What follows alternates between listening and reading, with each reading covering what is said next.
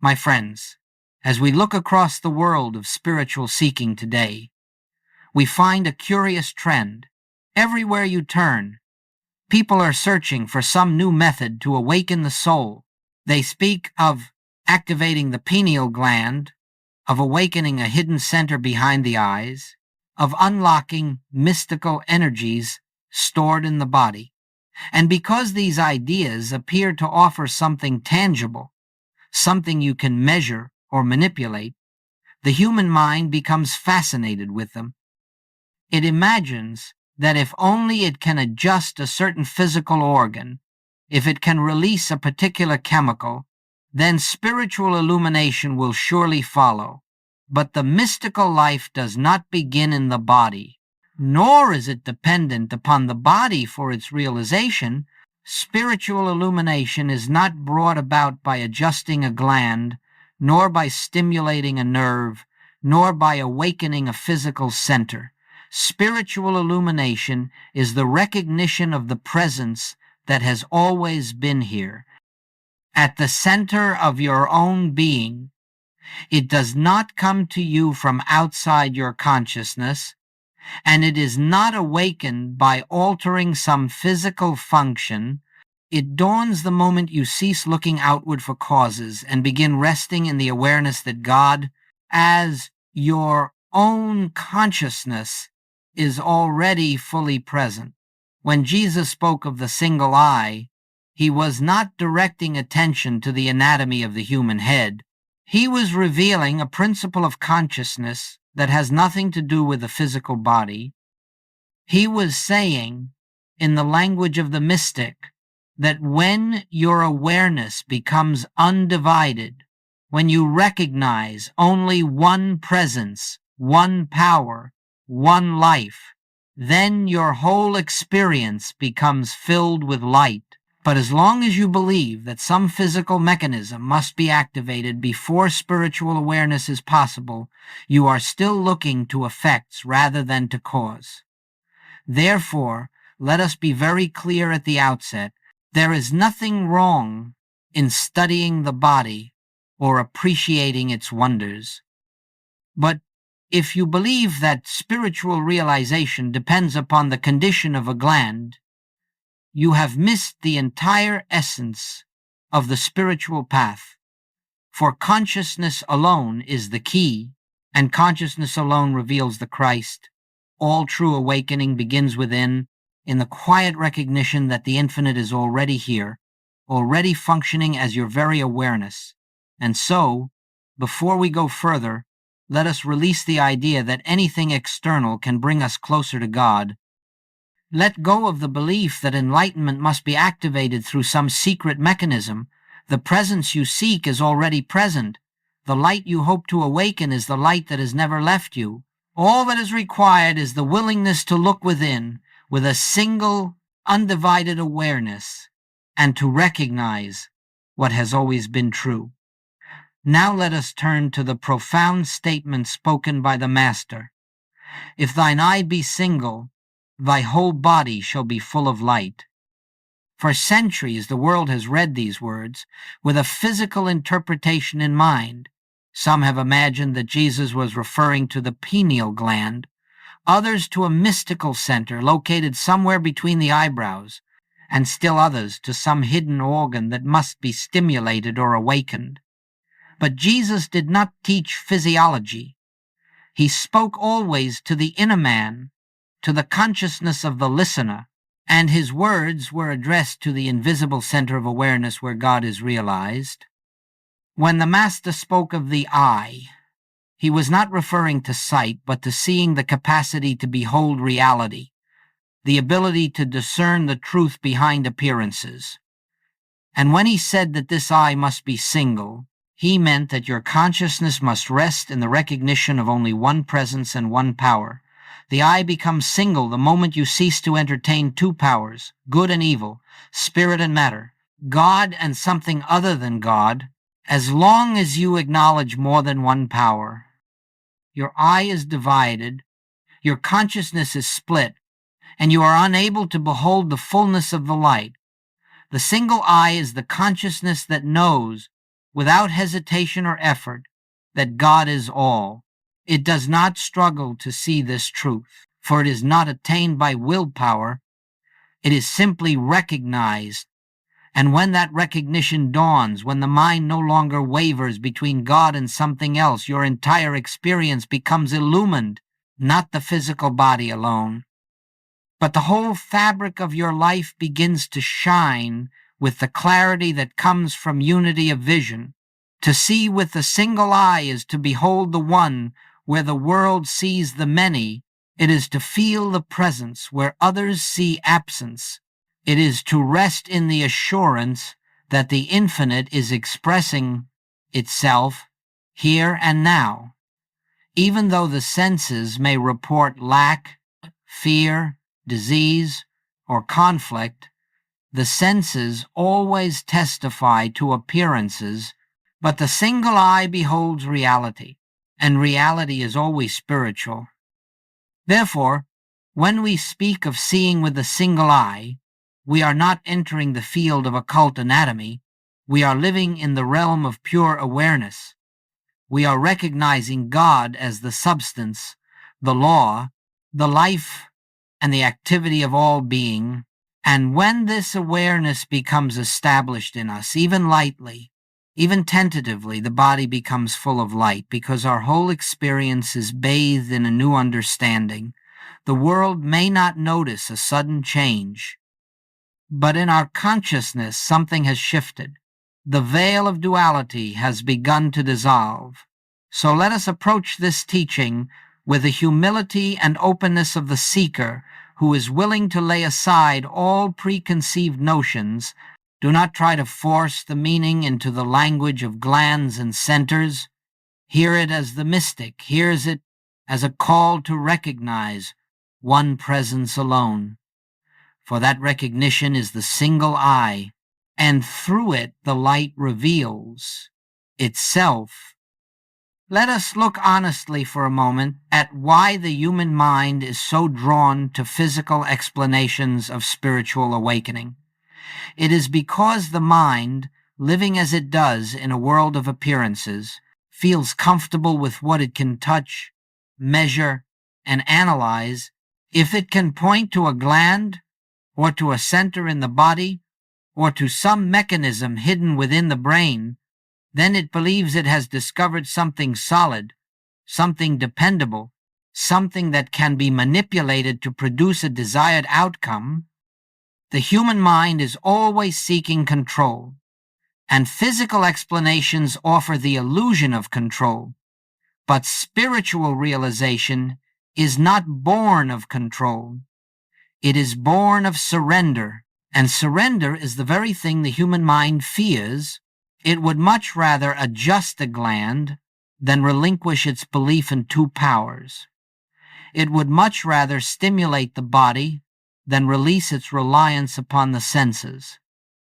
It would rather adopt a technique, a method, a process, anything that promises transformation without requiring the mind to relinquish its own authority. You see, the human mind is uncomfortable with the simplicity of truth. It is not satisfied with recognizing that God is the only presence. It insists upon a system. It wants a map. It wants steps. It wants something to do, something to fix, something to activate. And so it grasps for the physical. It says, if only I can awaken this center, then illumination will follow. But all the while, illumination is already present. It is not waiting for a physical change. It is waiting for the mind to become still, to become transparent enough for the light to shine through. Joel Goldsmith taught us that the body does not lead consciousness. It is led by consciousness. If the body were capable of producing spiritual awareness, then every healthy person would be enlightened and every mystic would have a perfect physical structure. But we know from experience that this is not so. Some of the profoundest seers have lived in frail bodies. just as some of the healthiest individuals have never glimpsed the spiritual life. Therefore, the cause cannot be found in the body, it must be found in consciousness. And consciousness does not awaken because chemistry shifts. Chemistry shifts because consciousness awakens. The body reflects the state of awareness. It does not produce it. Trying to reach God by adjusting the body is like trying to reach the sun by polishing the window. It is the light behind the window that matters, not the glass itself. The window may be clean or cloudy, clear or stained, but the sun shines regardless. Your task is not to polish endlessly, it is to turn toward the light. So let us understand why the physical explanation is so tempting. It gives the mind something to hold on to, something it can manipulate. But the mystery of God cannot be manipulated. It can only be recognized. It can only be surrendered to. It can only be realized by the quiet awareness that says, here, where I am, God is. And in that recognition, the need for physical mechanisms fades away, and the truth of being stands revealed. Now, let us speak gently and clearly about the matter that so many today regard with such fascination, the pineal gland. Across cultures and centuries, this small organ has been surrounded by layers of symbolism. Ancient mystics, philosophers, and poets have pointed to it as a metaphor for inner sight, the seat of the soul, the hidden lamp of awareness, and it is natural for the human mind to become intrigued by such symbols. They appear mysterious, and whatever is mysterious seems spiritual to the intellect. But, my friends, a symbol is never the reality. A metaphor is not the truth itself, and when symbolism is mistaken for substance, the seeker becomes lost in forms instead of resting in the formless presence that transcends all forms. The pineal gland is a part of the physical organism. It fulfills bodily functions. It participates in the rhythms of the human structure, but it does not reveal God, nor does it obstruct God. It neither awakens Christ's consciousness nor prevents it. It is simply another appearance within the grand tapestry of the body, yet it remains profoundly useful as a symbol, for it directs the attention inward.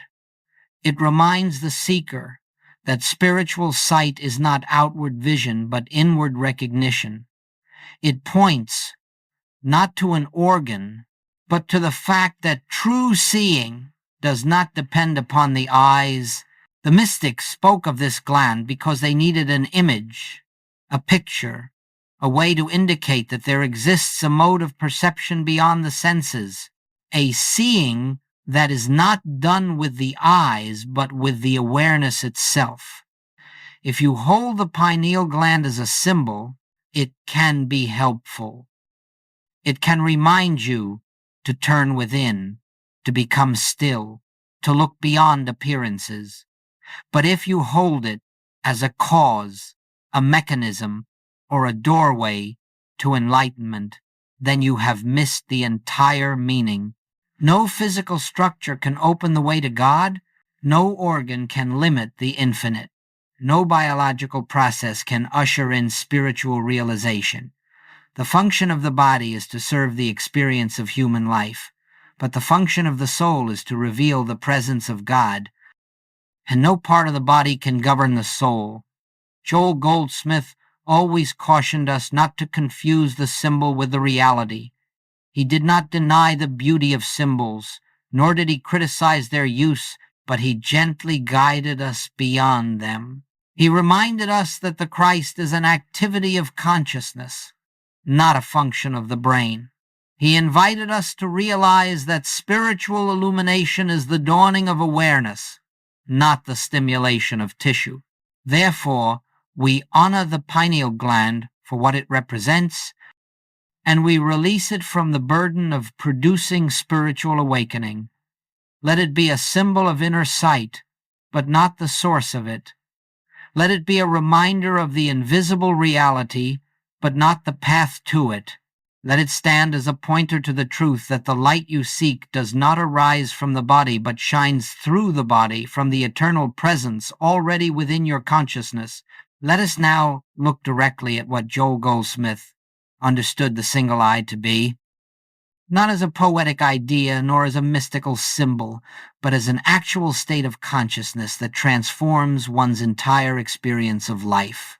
For Goldsmith, the single eye was nothing less than the recognition of one presence, a consciousness that sees only God, knows only God, rests only in God, not as a comforting belief, not as a philosophy to repeat, but as a living awareness that there is no power apart from God, no life apart from God, no law apart from God, and no existence outside the infinite that is expressing itself as all.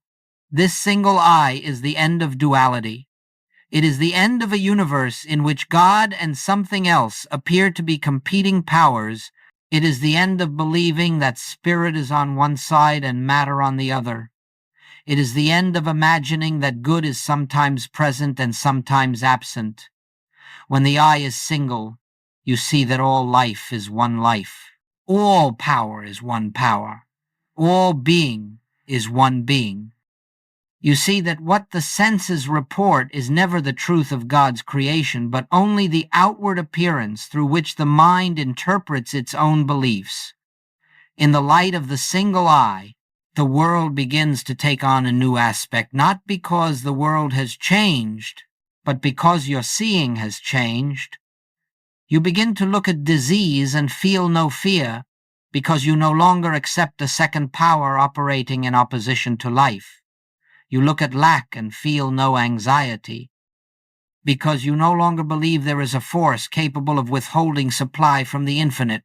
You look at conflict and feel no hostility, because you no longer imagine that anything can oppose the nature of love. You look at death itself and feel no separation, because you know that life is infinite and indivisible.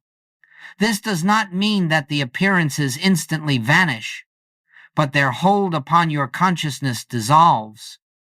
Their ability to disturb, frighten, or compel you dissolves.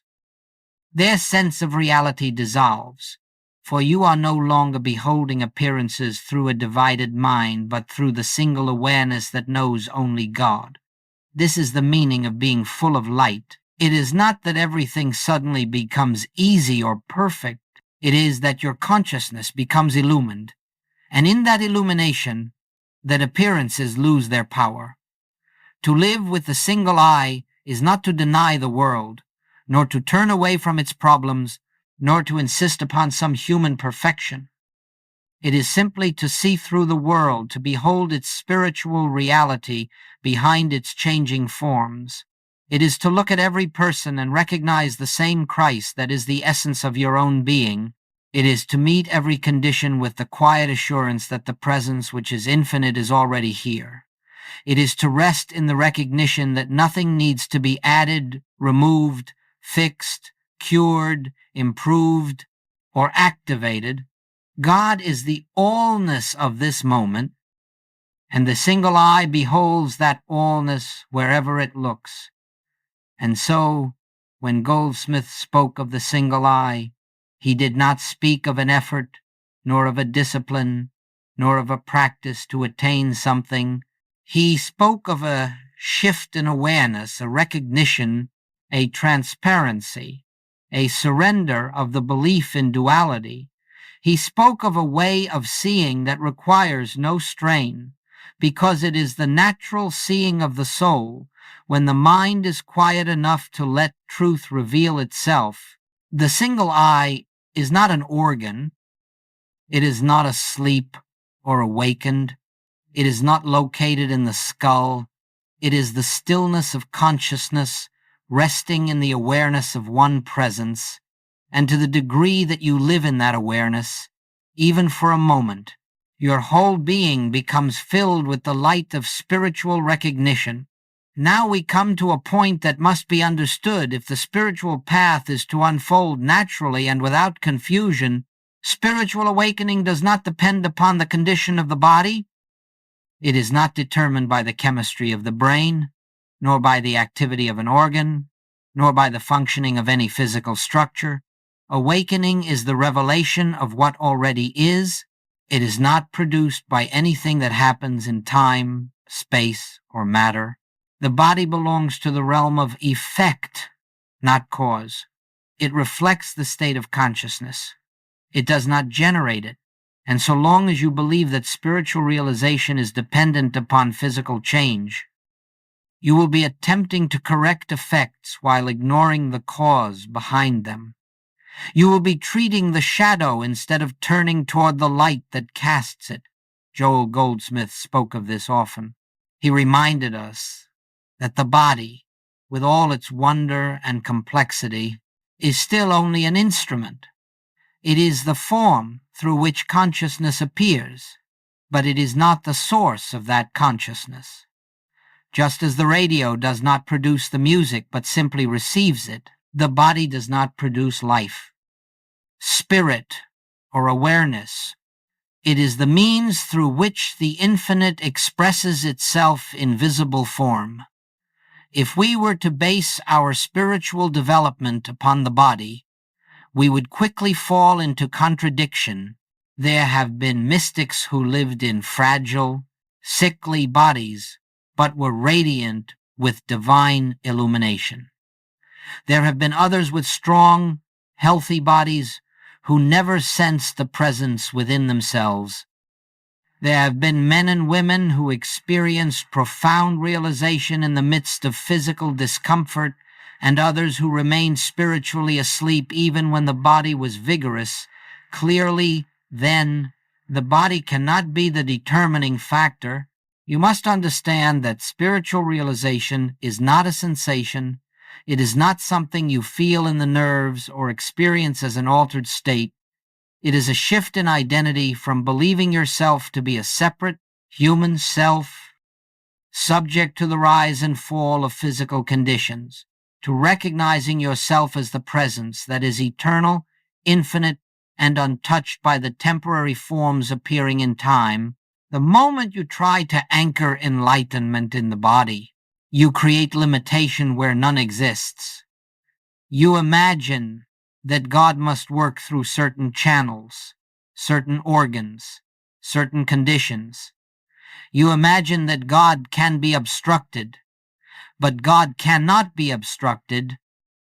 The infinite requires no physical gateway through which to express itself.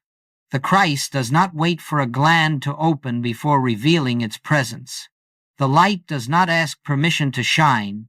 When consciousness awakens, it does so regardless of the body's condition. If the body is tired, awareness remains clear. If the body is ill, awareness remains whole. If the body is at rest, awareness remains active. Awareness itself is never diminished, disturbed, or hindered by the body, and the realization of this is the beginning of freedom.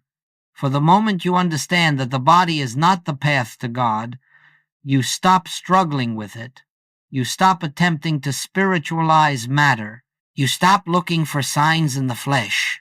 You stop seeking in the finite what can only be found in the infinite. And as you release the body from the burden of producing spiritual experience, you become available to the quiet recognition that God is already here as your own consciousness, in this very moment, complete and entire. This recognition is the essence of awakening. It is not a process the body undergoes. It is a realization the soul receives. And when that realization dawns, you discover that the body, far from being the obstacle you once imagined, simply becomes a vessel through which the harmony of spirit may radiate. Now that we have spoken of the nature of the single eye, let us consider how this spiritual vision becomes a living, practical experience. For the truth must be embodied. It must be lived. It must be recognized in the midst of daily activity, not as an effort, not as a discipline imposed upon the mind, but as a gentle, continuous turning toward the presence that is always here. The first practice, if we may call it a practice, is what Joel Goldsmith referred to as the practice of the presence. This is not a meditation technique. It is not concentration. It is not the repetition of words. It is simply the quiet, natural pause in which you remember God is here, not somewhere else, not later on, not when you have purified yourself or adjusted your thoughts, but here in this moment as your very awareness for a few seconds, perhaps no more than a breath. You acknowledge the invisible as the reality of this moment, and then you return to whatever you were doing, these moments, repeated throughout the day. Gradually dissolve the belief in separation and establish the sense of unity that is the single I. The second practice is the impersonalization of appearances. When a problem arises, whether it's sickness, lack, fear, or discord, the human mind immediately interprets it as personal. This is happening to me. This is my condition. This is my failure. But Goldsmith taught us to step back from this reaction. He reminded us that these conditions are not personal. They are universal beliefs appearing in individual experience. They are suggestions of a world that sees two powers. And the moment you refuse to accept them as personal, you loosen their hold upon your consciousness. You do not deny the appearance, but you deny that it has truth in God. You deny that it has authority over your being. You deny that it defines your identity. The third practice is the practice of silent recognition. In times of quiet, you rest in the awareness that I am. Not I am this or I am that. Simply I am. You do not attempt to change anything. You do not seek to create spiritual experiences. You do not strive for visions or sensations. You rest, and in this resting, the mind becomes transparent, and the light that is always shining becomes perceptible to your consciousness. This is the simplest of all practices, yet it is the doorway to every deeper realization. The fourth practice is the return to oneness, again and again. Regardless of the conditions that confront you, if fear arises, do not fight the fear. Recognize that fear is simply a suggestion of a second power. If doubt appears, do not resist the doubt. Recognize that doubt is only the echo of a mind that believes itself separate. If turmoil surrounds you, do not attempt to control the turmoil. Recognize that the presence within you is not touched by outer conditions. And in that recognition, you become still. This stillness is the single I. This stillness is the awareness through which God reveals itself. These practices are not steps to perform, nor techniques to master. They are gentle movements of awareness. They are ways of returning, again and again, to the truth that there is only one life unfolding itself, and that this life is your own being. When practiced with sincerity, not intensity, not force, but sincerity, they gradually dissolve the layers of separation that have obscured the vision of oneness. And so the single I is not attained through effort, but through relaxation, not through searching, but through finding, not through activity, but through resting. It is the natural state of consciousness when the mind no longer clings to the belief in two powers, and as this awareness becomes familiar, you discover that the presence is nearer than your breath, nearer than your thoughts, nearer than your emotions. It is the very essence of your being. As you live more consistently in the awareness of one presence, a quiet and profound transformation begins to unfold within you. It does not come with fanfare, nor does it announce itself with dramatic sensations.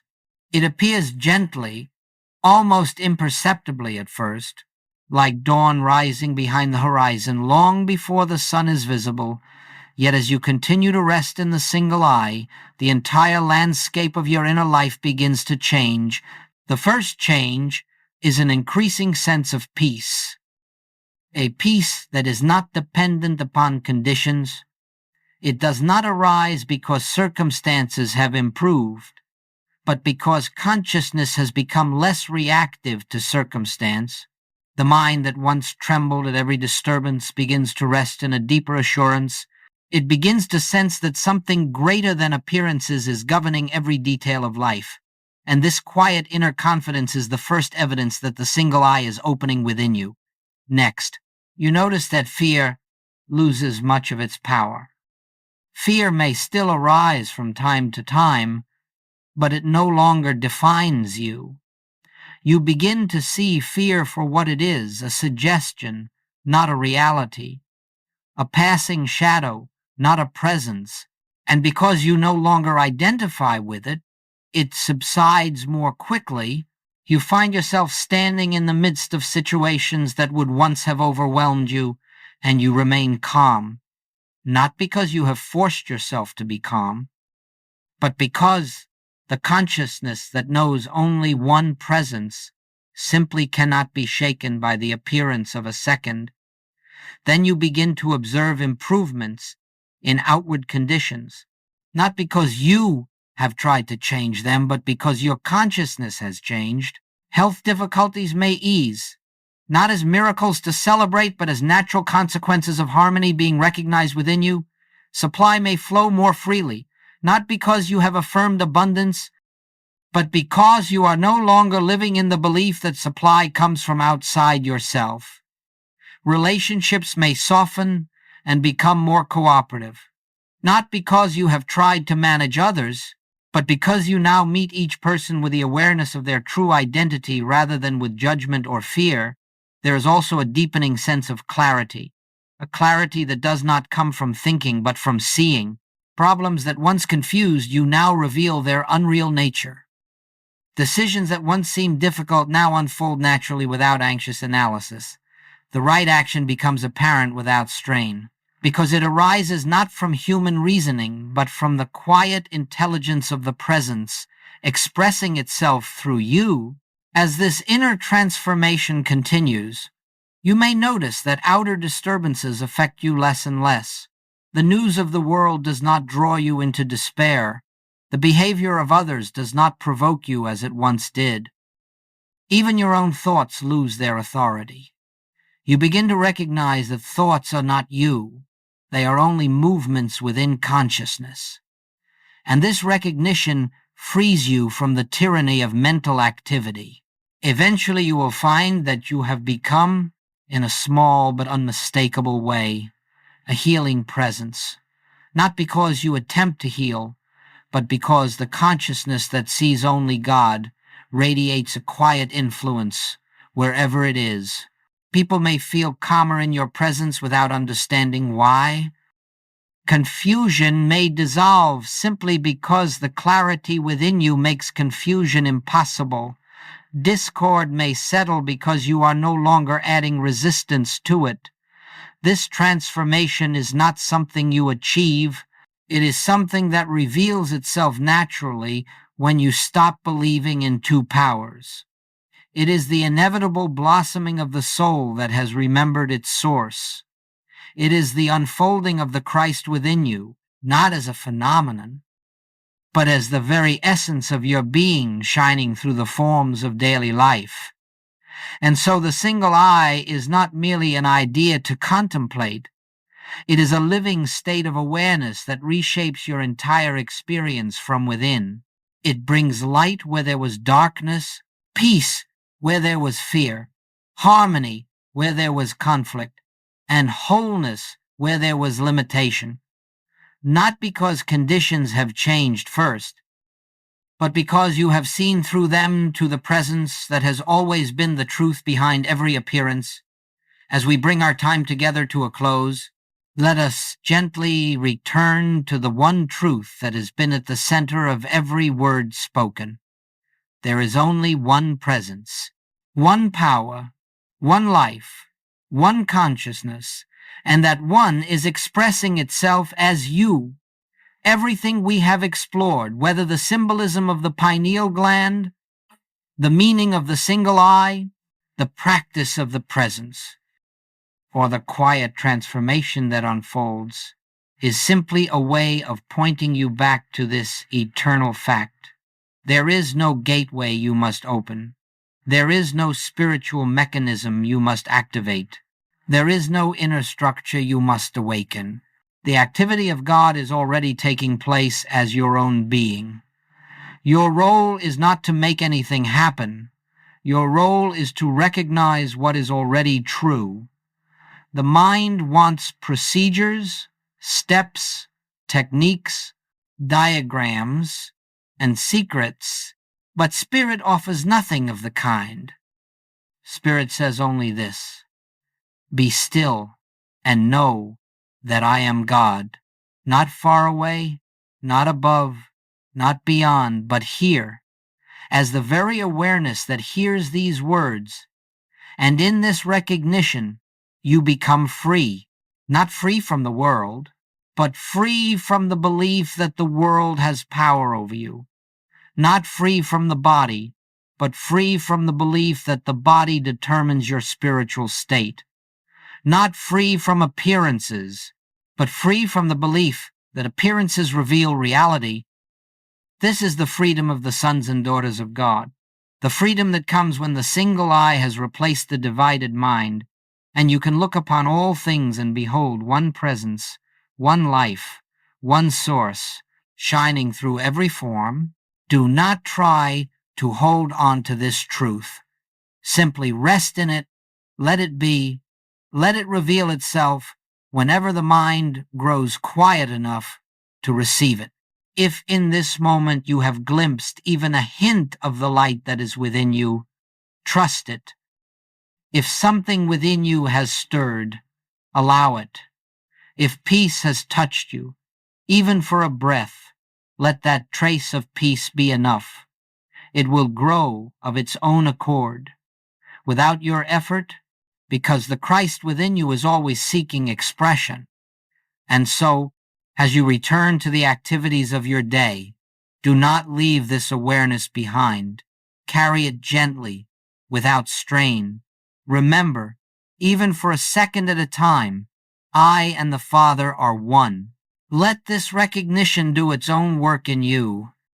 For the eye of your being is the light of this world, and nothing can add to it, and nothing can take it away.